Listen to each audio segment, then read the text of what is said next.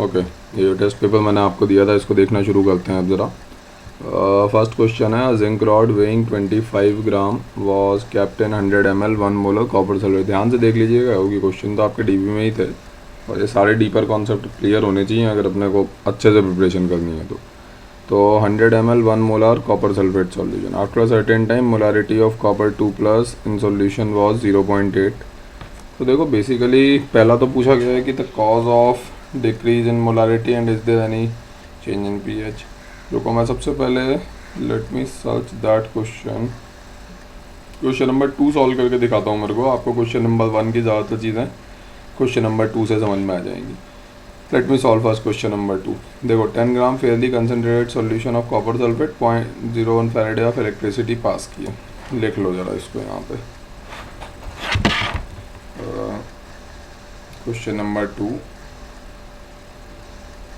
10 ग्राम का Fairlie concentrated solution है copper sulphate का, CuSO4 का, राइट।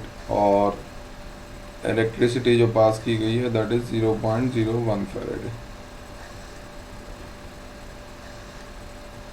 हाँ, तो अब इसके अंदर वही उसने पूछा हुआ है कि number of equivalents of acid और एल्केली वगैरह कितने बचेंगे, क्या होगा उनका, calculate the number of equivalents of acid और एल्केली। देखो पहले पूरा प्रोसेस समझा करो क्वेश्चन का, क्वेश्चन सॉल्व हो नहीं हो उसके पूरे प्रोसेस का एनालिसिस बहुत ज़रूरी है। आप देखिए इस क्वेश्चन के अंदर होगा क्या।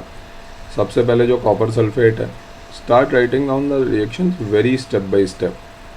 Copper sulphate will produce copper 2+ ions and sulfate ions, और वाटर बहुत स्टेप बाय स्टेप रिएक्शन लिखा करो, ये ऐसी मत किया करो कि ये रिएक्शंस आपको पता है। अगर नहीं लिखोगे तो नहीं होगा ये क्वेश्चन। H+ और OH नेगेटिव। अब प्रेफरेंशियल डिस्चार्ज देख लेते हैं। तो मेरे ख्याल में प्रेफरेंशियल डिस्चार्ज में एक तो ये काम में आने वाला है और OH नेगेटिव और सल्फेट आयन में से भी यही काम में आने वाला है, राइट, है ना। तो एक minute, wait sorry, let me think. Copper 2+ और उसमें सॉरी, तो कॉपर 2+ और H+ में से तो ये आ जाएगा ना, कॉपर नेटिव मेटल है ना, तो ये डिपॉजिट हो जाएगा और यहाँ पे ये डिस्चार्ज हो जाएगा। तो अब आगे की रिएक्शंस लिखते हैं, यहीं पैरेलल में ही लिखते हैं जरा ब्लू कलर से। कॉपर 2+ से तो कॉपर हो जाएगा, कॉपर 2+ + 2 इलेक्ट्रॉन्स प्रोड्यूसिंग कॉपर। और अब ये जो OH नेगेटिव वाला पार्ट है इसका क्या होगा। OH नेगेटिव से तो O2 ही बनता है हमेशा, तो लिख देते हैं चलो OH negative producing O2। Balance अभी करते हैं इसको, बट पहले इतना लिखते हैं अभी, राइट। अच्छा, अब Q अगर मुझे पता है from this equation, if I know Q तो आई नो W/E। Q/F के बराबर होता है 0.01। तो मुझे ये पता है कि 0.01 इक्विवेलेंट्स का पूरा गेम है, whole game is of 0.01 equivalents, right. अच्छा, अब थोड़ा सा यहाँ पे देखना स्टार्ट करते हैं कि भाई ये 0.01 इक्विवेलेंट है ना। Be very careful now, why I am saying be very careful. देखो यहाँ पे इनके एन फैक्टर्स क्या हैं। Let me write n factors in red colour. इसका एन फैक्टर 1 है, इसका भी 1 है और इसका भी 1 है। अब आप ज़रा उठ करके यहाँ आ जाओ। यहाँ पे ऑक्सीजन -2 से 0 में जा रहा है, इसका एन फैक्टर 2 है और इसका एन फैक्टर 4 है। ऑक्सीजन -2 से 0 के अंदर जा रहा है, सिंपल। एक ऑक्सीजन है तो 2 का चेंज, राइट साइड में 2 ऑक्सीजन है तो 2 × 2 4 का चेंज, राइट। पर ऑक्सीजन 2 इलेक्ट्रॉन का चेंज था ना, लेफ्ट में 1 ऑक्सीजन है तो 2 का ही चेंज हुआ, राइट में 2 ऑक्सीजन हैं, पर ऑक्सीजन 2 इलेक्ट्रॉन का चेंज था तो टोटल 4 का चेंज, तो एन फैक्टर 4 हो गया। अब देखो एन फैक्टर जब भी अलग अलग होते हैं रिएक्शन शिफ्ट करते time, you need to be very careful. उसके अंदर I would always prefer dealing by moles. तो आप इसको, मैं तो कहूँगा इस तरीके से डील करो कि अगर इसके 0.01 इक्विवेलेंट थे, मान लो कि बेसिकली यही तो कह रहा है W/E, फैराडे लॉ से यही तो निकल करके आ रहा है कि इसके 0.01 इक्विवेलेंट बनेंगे और इसके भी 0.01 इक्विवेलेंट बन जाएंगे। राइट। मोल्स कितने होंगे, equivalent equal to moles into n factor होता है,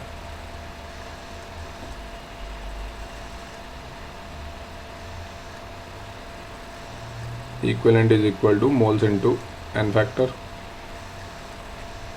राइट। अब ये मोल्स कितने होंगे, मोल्स यहाँ पे हो जाएंगे वही एन फैक्टर 1 है तो इक्विवेलेंट ऑफ मोल्स बराबर हो गए, मोल्स भी 0.01 और 0.01 हो गए। चलो अब ये जो 0.01 और 0.01 हुए, ये जो OH नेगेटिव है यही वाले 0.01 मोल्स, ये वाली रिएक्शन प्रोसीड कर रहा हूँ अब मैं, ये 0.01 मोल्स यहाँ रहे होंगे कहीं ना कहीं। ये एक काम करते हैं, थोड़ा सा वापस से एनालिसिस करना शुरू करते हैं, उसके वजह बता रहा हूँ। Let me do the reverse analysis, let me not do it in this way. इसको तो लिखा रहने देते हैं इनफैक्ट, एक सेकंड वेट करो जरा, इसको हटा देते हैं।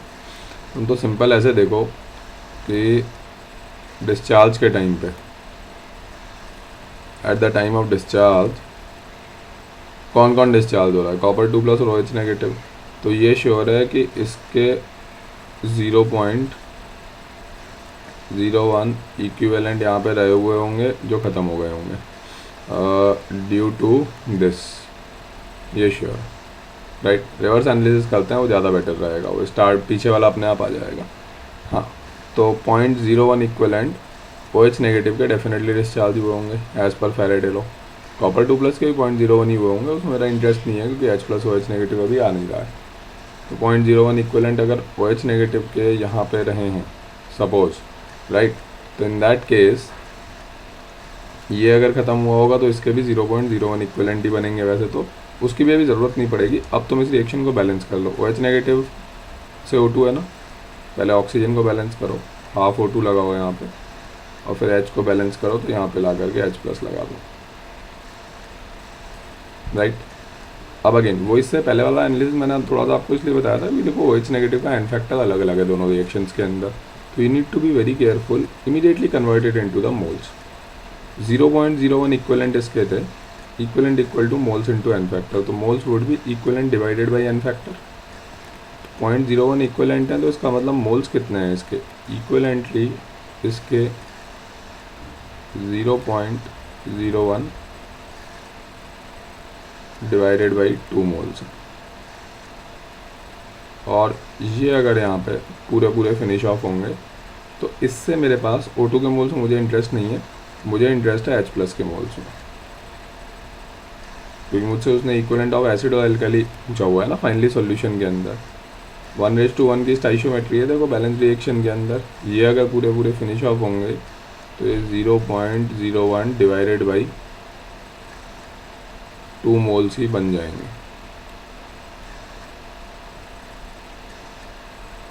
0.01 डिवाइडेड बाई 2 मोल्स यहाँ पे फॉर्म हो जाएंगे। अच्छा, अब वापस आ जाओ, ये 0.01 इक्विवेलेंट आए कहाँ से होंगे, ये 0.01 इक्विवेलेंट यहीं से तो आए होंगे ना। अच्छा, ये 0.01 इक्विवेलेंट मत बोलो अब इसको, से 0.01 बाई 2 मोल्स, क्योंकि रिएक्शन शिफ्ट कर रहा हूँ मैं, तो 0.01 बाई 2 मोल्स यहाँ से आए होंगे,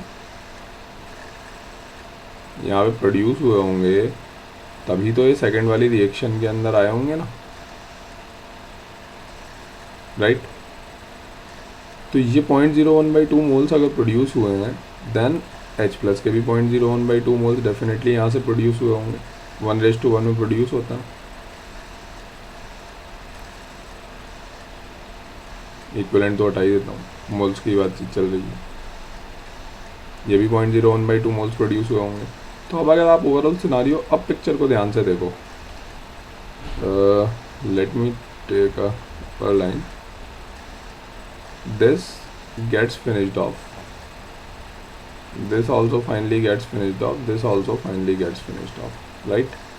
जो रिमेनिंग बच गया है आपके पास में, वो क्या रिमेनिंग बच रहा है आपके पास में, एक तो ये वाले H+ रिमेनिंग है, राइट, और ये हैं जो प्रोड्यूस हो गए हैं, H+ remaining and H+ produce, तो therefore total H+ sigma H+ in solution. अब सॉल्यूशन के अंदर कितना H प्लस बच गया है, मोल्स की बात कर रहा हूँ अभी भी मैं, दोनों को ऐड कर दो 0.01 आ गया, राइट। और H प्लस का तो एन फैक्टर 1 ही होता है। अगर आप मुझसे पूछेंगे कि what is the n factor of H plus, तो H प्लस का एन फैक्टर इज़ 1, राइट। कहीं पे भी ले लो उसको, तो ऊपर ले लो या सेकेंड रिएक्शन में ले लो। तो therefore equivalents of H plus would be equal to 0.01। This is going to be your final answer. उसमें पूछा था एसिड या एल्कली के कितने इक्विवेलेंट्स बचेंगे, तो एसिड के 0.01 इक्विवेलेंट बच जाएंगे आपके सॉल्यूशन के अंदर। बात समझ में आ गई होगी मेरे ख्याल में आप सभी। क्लियर? एक मिनट। अब क्वेश्चन नंबर 1 काफ़ी आसान हो गया। देखो 25 gram zinc rod weighing this much, तो एक मिनट देख लेते हैं इसको ज़रा। क्वेश्चन नंबर 1, 25 ग्राम की एक जिंक रॉड है और उसको कॉपर सल्फेट सॉल्यूशन के अंदर डाल रखा है। इस तरह का सेटअप है। यहाँ पे ये कॉपर सल्फेट सॉल्यूशन है,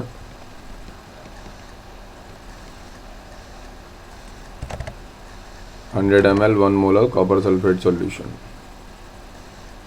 100 ml 1 molar copper sulphate solution और 25 ग्राम की यहाँ पे एक जिंक रॉड है।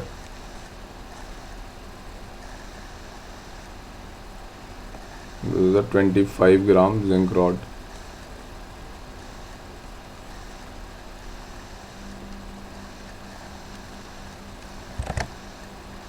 After a certain time molarity of copper 2 plus is 0.8। तो पहला क्वेश्चन मैंने ये पूछा है कि डिक्रीज क्यों हो रहा है कॉपर सल्फेट की मोलारिटी में, क्योंकि यहाँ तो 1 मोलर है।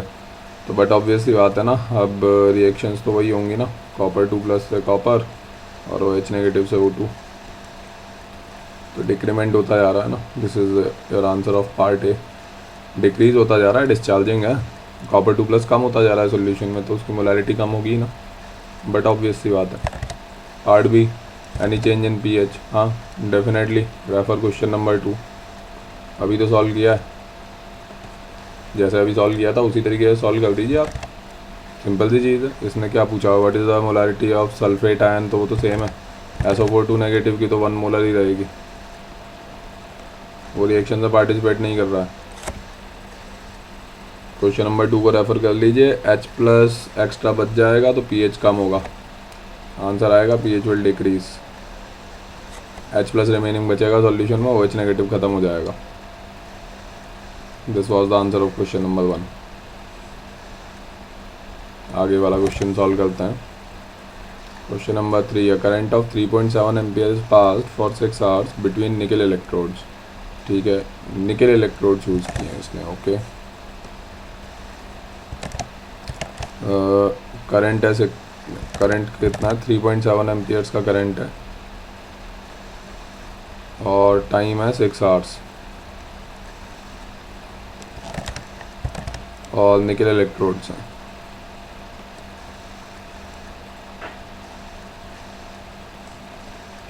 निकल यस, तो current is 3.7 ampere, time 6 hours है और निकल इलेक्ट्रोड चूज़ की हुई हैं।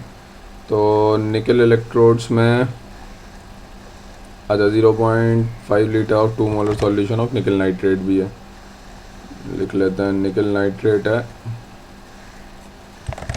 कुछ दिया हुआ है, हाफ लीटर 2 मोलर, ज़रूरत नहीं पड़ेगी वैसे इसकी। What is the molarity of the solution at the end of the this, तो वही एक्सप्लेन विद रीजंस में आपको रिएक्शन आइडेंटिफाई करनी थी ना सारी की सारी।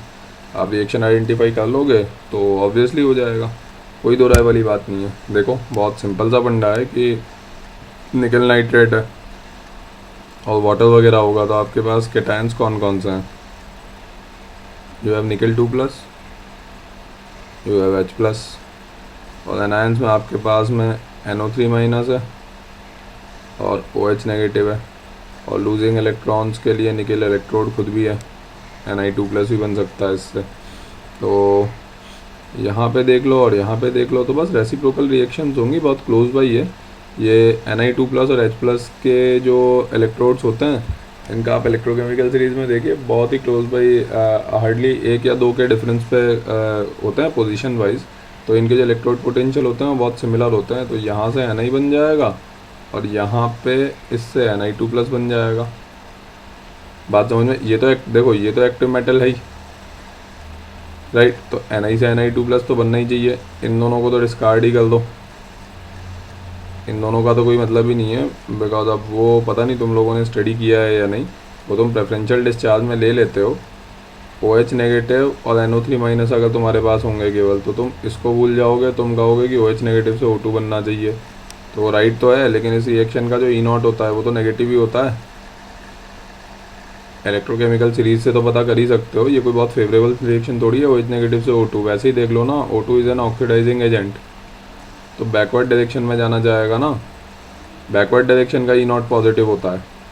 वो तो तुम प्रेफरेंशियली एनायंस में और कोई अवेलेबल ही नहीं होता है, तो प्रेफरेंशियली ले लेते हो कि NO3- से बेटर तो चलो OH- को ही कर लेते हैं, लेकिन है तो उसका E0 नेगेटिव है, because O2 is an oxidising agent.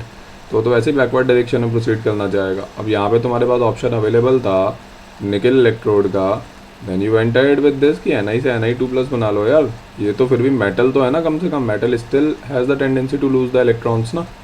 तो कम से कम इतना हाईली नेगेटिव तो नहीं होगा जितना OH नेगेटिव से O2 बनाते टाइम होता है। वो तो आप ऑक्सीडाइजिंग एजेंट की टेंडेंसी को ही रिवर्ट कर रहे होते हो, बट कोई चॉइस नहीं होती, इसलिए करना पड़ता है। अगर निकल इलेक्ट्रोड यहाँ नहीं होता तो NO3- और OH नेगेटिव में से तो मैं OH नेगेटिव को चूज़ करता। I was not having any other remaining choice, right. लेकिन यहाँ चॉइस थी ना मेरे पास में, यहाँ पे आप कोई भी मेटल इलेक्ट्रोड रख दो, Ni से Ni2+ बना देगा वो, राइट। अच्छा, और दूसरी साइड में ऑलमोस्ट इनर्ट मेटल की कैटेगरी में आता है जो स्टैंडर्ड हाइड्रोजन इलेक्ट्रोड है इलेक्ट्रोकेमिकल सीरीज में, बिल्कुल उसके आसपास ही लाई करता है निकल। तो Ni2+ से Ni वापस बन गया यहाँ पे। तो अब आप देखेंगे कि Ni2+ से Ni बना और Ni से Ni2+ बना, राइट। राइट साइड का तो समझ में आई गया होगा। I was choosing the least negative E0 value. Left side के अंदर स्टैंडर्ड हाइड्रोजन इलेक्ट्रोड के बिल्कुल नियर बाई है, तो डेफिनेटली ये वापस से डिस्चार्ज हो ही जाएगा। बट ऑब्वियसली अगर प्रेफरेंशियल डिस्चार्ज की बात कर रहा हूँ तो सीधे सीधे कैटायन में मैं इलेक्ट्रोकेमिकल सीरीज़ के अंदर तो हो गया ना। यहाँ पे निकल डिपॉजिट हो रहा है और यहाँ पे Ni2+ बन रहा है, तो नो चेंज इन मोलारिटी। जितना कंज्यूम हो रहा है उतना बन रहा है ना, no change in molarity of Ni2+। Ni2+ की मोलारिटी में कोई चेंज नहीं होगा। हो गया सिंपल। आपको लॉजिक समझ में आनी चाहिए कि राइट साइड में ये निकल वाली रिएक्शन क्यों हुई है, लेफ्ट में क्यों हुई है। लेफ्ट में तो सीधे प्रेफरेंशियल डिस्चार्ज कैटायंस का इलेक्ट्रोकेमिकल सीरीज, राइट साइड में ये एनायनिक डिस्चार्ज से बेटर तो यही था कि मेटल है तो एटलीस्ट वो इलेक्ट्रॉन लूज करने के लिए अवेलेबल होगा, क्योंकि OH- से O2 की रिएक्शन का E0 हाईली नेगेटिव होता है, O2 being an oxidising agent. लेकिन और कोई चॉइस नहीं होती है, राइट। तो कोई चेंज नहीं होगा यहाँ पे इसकी मोलारिटी के अंदर। आई होप बात सभी लोगों को समझ में आ गई होगी। आगे बढ़ते हैं। नेक्स्ट क्वेश्चन आपका था, in a fuel cell H2 and O2 react to produce electricity. चलो एक एक स्टेटमेंट को, ये स्लाइड चेंज कर रहा हूँ। फोर्थ क्वेश्चन में, in a fuel cell H2 and O2 react to produce electricity. तो हाइड्रोजन ले लिया और ऑक्सीजन ले लिया, इनको रिएक्ट करवाया है और ये कह रहा है कि it react to produce electricity. तो देखो यार, इलेक्ट्रिसिटी का प्रोडक्शन अगर करना है, पहले तो मैं ज़रा हाफ रिएक्शंस को समझ लूँ। यहाँ लिखना शुरू करता हूँ। H2 है तो H2 से तो खैर H+ बनेगा ही, बट इसका तो E0 वैल्यू होता है 0। अब वो कह रहा है कि टू प्रोड्यूस इलेक्ट्रिसिटी, देखो पहले ही उसने कह दिया प्रोड्यूस इलेक्ट्रिसिटी, तो है तो ये गैल्वेनिक सेल। इलेक्ट्रोलिटिक सेल तो इलेक्ट्रिसिटी को कंज्यूम करता है, तो पहली चीज़ तो ये हो गई कि इट्स अ गैल्वेनिक सेल। अब गैल्वेनिक सेल है तो E0 वैल्यू पॉजिटिव होनी चाहिए। तो ये जो O2 है इससे OH नेगेटिव बनेगा। अभी तो बताया पीछे वाले क्वेश्चन के अंदर, OH नेगेटिव से O2 तो नेगेटिव E0 वैल्यू है ना, तो O2 से OH नेगेटिव बनेगा। यहाँ पे हाफ लगाओगे और यहाँ पे H+ लगाओगे बैलेंसिंग के लिए। बात समझ में आई, राइट। इसका E0 पॉजिटिव होगा क्योंकि O2 एक ऑक्सीडाइजिंग एजेंट है। अब ठीक है, तो बेसिकली H2 से H+ बनेगा और O2 से OH नेगेटिव बनेगा। अब अगर इन दोनों रिएक्शन को कंबाइंड करके फुल सेल रिएक्शन लिखनी है, देखो ये हाफ सेल रिएक्शन जो है, क्या क्या पूछा हुआ था मैंने, स्पेसिफाई वेदर गैल्वेनिक और इलेक्ट्रोलिटिक, तो गैल्वेनिक सेल है। फिर मैंने पूछा हुआ है कि mention half cell and full cell reactions balance very clearly, तो देखो बैलेंस करके इन दोनों को कंबाइंड ही तो करना है। ये हाफ सेल रिएक्शन ही तो लिखी हुई है मैंने आपके सामने। अच्छा इलेक्ट्रॉन नहीं लिखे अपने, सॉरी। तो इलेक्ट्रॉन करते हैं ना, ये है O2 का, ये 0 पे है कहानी, और ये है -2 पे, राइट। तो एक काम करते हैं, इसको ज़रा रुको एक मिनट, मैं आपको फिर से स्टार्टिंग से बता देता हूँ क्योंकि मुझे पता नहीं है आप लोगों को बैलेंस रिएक्शन लिखना आता भी है कि नहीं आता है। बैलेंस रिएक्शन तो ऐसे लिखते हैं, O2 से बनाओ पहले OH नेगेटिव। अब O2 से आपने OH नेगेटिव बना दिया, पहले तो काम की चीज़ों के बारे में बात करते हैं, इलेक्ट्रॉन आ जाए उसके बाद में बैलेंसिंग तो हो जाएगी, वो कोई बड़ी चीज़ नहीं होती है। तो देखो O2 से OH नेगेटिव जैसे ही बनाओगे तो कंसर्न एलिमेंट कौन सा है, ऑक्सीजन 0 से -2 में जा रहा है, और यहाँ पे इसको बैलेंस तो करो पहले। लेफ्ट में 2 ऑक्सीजन है तो राइट में भी 2 ऑक्सीजन होने चाहिए ना। तो अगर आप ओवरऑल ध्यान से देखोगे, रेड कलर से शो कर रहा हूँ, ये एक्चुअली 0 से -4 में जा रहा है। 2 ऑक्सीजन था ना बेसिकली, साफ साफ दिखाई दे रहा है, राइट। तो 0 से अगर ये -4 में जाएगा तो इलेक्ट्रॉन गेन करेगा ना, 4 इलेक्ट्रॉन गेन करवा दो इसको, राइट।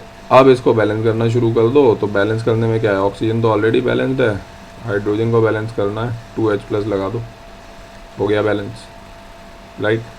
अब आपको इलेक्ट्रॉन कैंसिल करने होंगे इन दोनों को, ये तो हाफ रिएक्शन हो गई। फुल सेल रिएक्शन के टाइम पे इलेक्ट्रॉन कैंसिल करना है तो इसको 2 से मल्टीप्लाई कर दो, 4 इलेक्ट्रॉन कैंसिल हो जाएंगे ना सीधे सीधे। ये 4 यहाँ से कैंसिल होगा और ये वाला यहाँ से कैंसिल हो जाएगा, राइट। ऐड कर दो, नेट सेल रिएक्शन आ जाएगी। कितनी आ रही है, 2H2 + O2, राइट साइड में आ जाएगा। राइट साइड में ये देखो 4H+ आ रहा है मेरे, क्या नहीं कितना आ रहा है, 2 × 2 4, तो 4 तो H+ ऊपर ही है और 2H+ नीचे भी हैं, ठीक है। तो सिंपल ये तो ये हो गया ना। देखो नीचे वाला तो यार सिंपल सी चीज़ है, O2 से, एक मिनट रुको यार, एक चीज़ समझने दो, ये गड़बड़ कर दिया था ना मैंने, सॉरी यार। ये 2H+ इधर आएगा ना, वही मैं सोच रहा था, इतने सारे H+ इधर। अरे H+ बैलेंस करना है तो लेफ्ट साइड में आएगा यार, राइट साइड में तो एक्सेस था H+ का, यहाँ लिखो इसे। राइट साइड में तो ऑलरेडी 2H+ है ना, तो इधर ऐड करने थे, वही मैं सोच रहा था ये कैंसिल क्यों नहीं हुआ अभी तक। हाँ अब ये भी कैंसिल हो जाएगा ना, देखो ऐड करते टाइम, मैं ठीक है कैंसिल करके नहीं लिख रहा हूँ, वैसे लिख देता हूँ मैं। ऐड करते टाइम देखो ऊपर 4H+ राइट साइड में थे और नीचे 2H+ लेफ्ट साइड में थे, 2H+ यहाँ पे बचेंगे, तो 2H+ राइट में बचे और +2H नेगेटिव।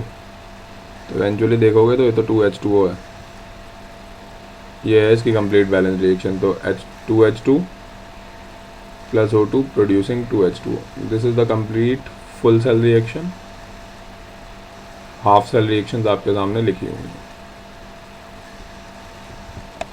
गैल्वेनिक सेल हो गया, हाफ सेल रिएक्शन हो गई, फुल सेल रिएक्शंस हो गई। अब और क्या निकालना था, और निकालना था if 67.2 litre of H2 at STP reacts in 15 minutes। 67.2 litre of H2 at STP है ना, तो 67.2 डिवाइडेड बाई 22.4, ये हो गए मोल्स ऑफ H2 = 3, राइट। अब ये मोल्स ऑफ H2 अगर =3 हो गए हैं तो ये 15 मिनट में, अब ये किसकी बात कर रहा है, हाइड्रोजन की बात कर रहा है ना ये। तो पहले तो H2 के लिए बात करें कि इसका एन फैक्टर कितना होता है। H2 का एन फैक्टर तो 2 होता है, H2 से H+ में आता है ना, 0 से +1 में, और 2 हाइड्रोजन है तो एन फैक्टर हो गया 2। बात समझ आ गई होगी मेरे ख्याल में सभी को। तो अगर इसका ये एन फैक्टर 2 होता है तो इक्विवेलेंट कितने हुए, equivalent of H2, equivalent = moles into n factor, moles multiplied by n factor, ये हो गया 6।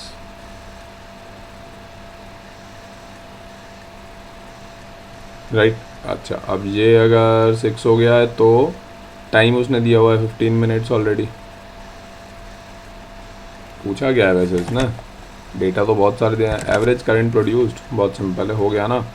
इक्विवेलेंट ऑफ H2 अगर इसने दिया हुआ है तो आप यहाँ से देखो ये क्या इन्फॉर्मेशन कौन सी गिवन है, ये ब्लैक कलर से लिख रहा हूँ, W/E गिवन है ना, W/E तो नॉन Sx, तो W/E = Q/F, तो Q/F होता है IT/F।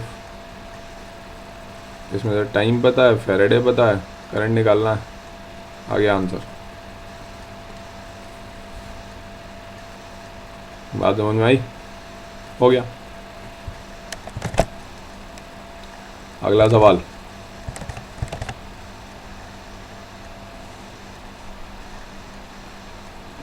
Question number 5, 19 gram fused SnCl2 was electrolyzed using inert electrodes। ठीक है, यहाँ पे लिख लेते हैं 19 ग्राम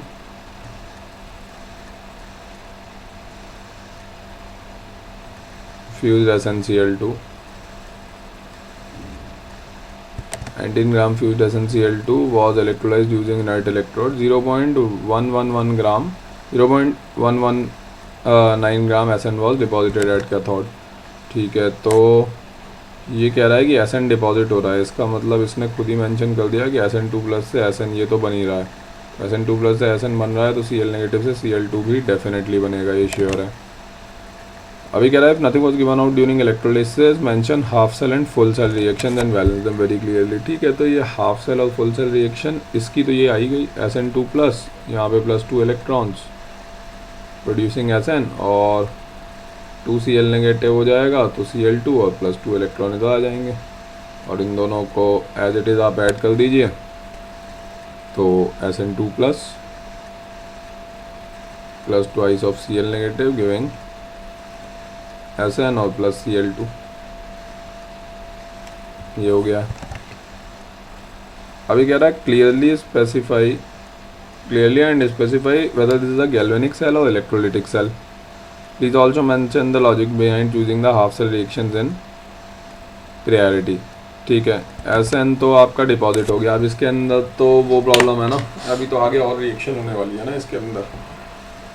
प्रॉब्लम यहाँ पे ये है भाई कि देखो वो फ्यूज्ड SnCl2 है ना, वो कंपार्टमेंट इस तरह का है ना, वो इस टाइप का, यहाँ पे एक फ्यूज्ड SnCl2 तो रखा ही हुआ है इसने।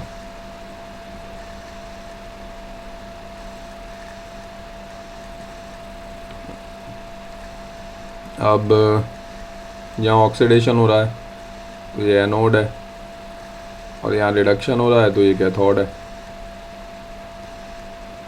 This cathode and anode right. तो अब अगर ये कैथोड और एनोड है तो कैथोडिक कंपार्टमेंट के अंदर मान लो कि ये कैथोड है, सपोज ये लेफ्ट साइड है, लेट्स से कि ये कैथोड है, तो कैथोडिक कंपार्टमेंट के अंदर तो एक और रिएक्शन होने वाली है ना, ये जो नहीं कैथोडिक में नहीं सॉरी एनोडिक कंपार्टमेंट में, राइट साइड में मान लो एनोड है यहाँ कहीं, एनोडिक कंपार्टमेंट में तो एक और रिएक्शन होने वाली है, जो Cl2 गैस लिबरेट होगी वो वापस SnCl2 से इमीडिएटली रिएक्ट करके SnCl4 भी बना देगी। This is another anodic compartment reaction only. तो ये रिएक्शन तो मेंशन करोगे ही, साथ में ये भी मेंशन करोगे आप, क्योंकि इसके अंदर भी तो रेडॉक्स रिएक्शन ही है ये भी, अगर आप ध्यान से देखोगे तो SN यहाँ पे +2 से +4 में जा रहा है और Cl2 0 से -1 में कन्वर्ट हो रहा है, तो this reaction also you have to mention, otherwise वो कोई मार्क्स नहीं मिलेंगे इसमें, क्योंकि ये तो मेन क्रक्स है उसका राइट। अच्छा, अब ये पूछ रहा है कि ये क्या चीज़ है, SN2 प्लस से SN बन रहा है और Cl नेगेटिव से Cl2 गैस एवापोरेट हो रही है और फ्यूज्ड SN जो है साफ ही दिख रहा है इलेक्ट्रोलाइटिक सेल है, इलेक्ट्रोलाइटिक सेल।